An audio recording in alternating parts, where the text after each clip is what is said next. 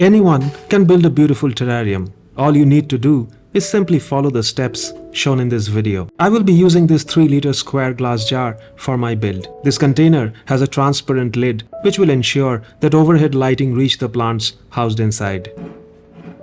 As a first step, I need to inspect the jar for any defects like scratches or air bubbles and choose the cleanest side as the front of our terrarium. The next step involves the creation of a drainage layer. This will store any excess water, keeping the substrate above relatively dry. I want to keep the build lightweight, for which leca will be a good choice. However, I do not find the look of the regular round leca balls visually appealing. Hence I am going for this leca micro granules, which look natural and will blend in very well with the substrate layer above. The next component of our build is a filtration layer, which will be created using activated carbon.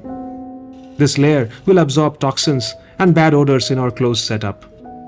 The drainage and carbon layer put together is about 1/10 the height of the jar.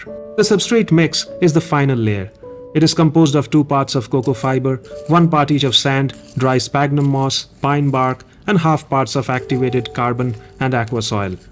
I poured a few scoops of my substrate mix in the container and spread it around evenly. Cork bark is a great hardscape material for botanical projects such as these.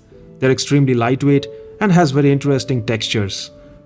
I placed 2 pieces of cork bark in a V formation depicting a mountainscape. This design is commonly known as the classic V in hardscaping. I added more soil behind the bark and used a brush to model the substrate around the scape to lock everything in place. The terrarium was heavily misted at this point to make it ready for planting.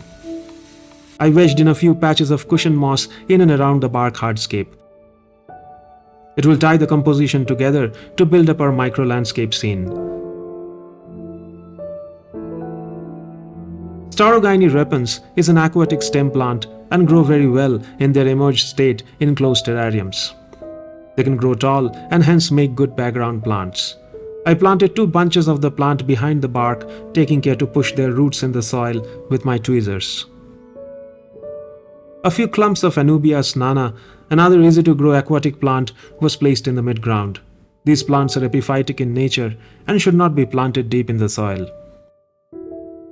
I added 2 patches of sheet moss in the front to cover up the barren soil in the foreground.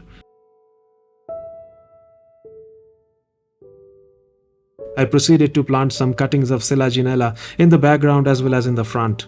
These plants have incredibly small leaves and will bring in a good sense of scale within the scape. A few cuttings of Ficus pumila minima were added in the midground for that wild planted look. I added a Selaginella erythropus in the front to add some color and dropped in crushed lava rocks in the foreground to create contrast. At this point, I realized that the scape needs a bit more color and hence proceeded to add a couple of Peleonia repens cuttings in the background.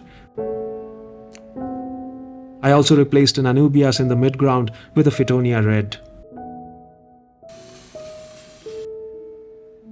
Thin pieces of driftwood were added in the front for a touch of detailing. Springtails were dropped in as a preventive step for any mold outbreak. Finally, the jar was closed with the lid to complete the build. And there you have it. Source the materials and just follow these simple steps to build yours. Do let me know in the comments how it turned out. Thanks for watching and happy terrarium building.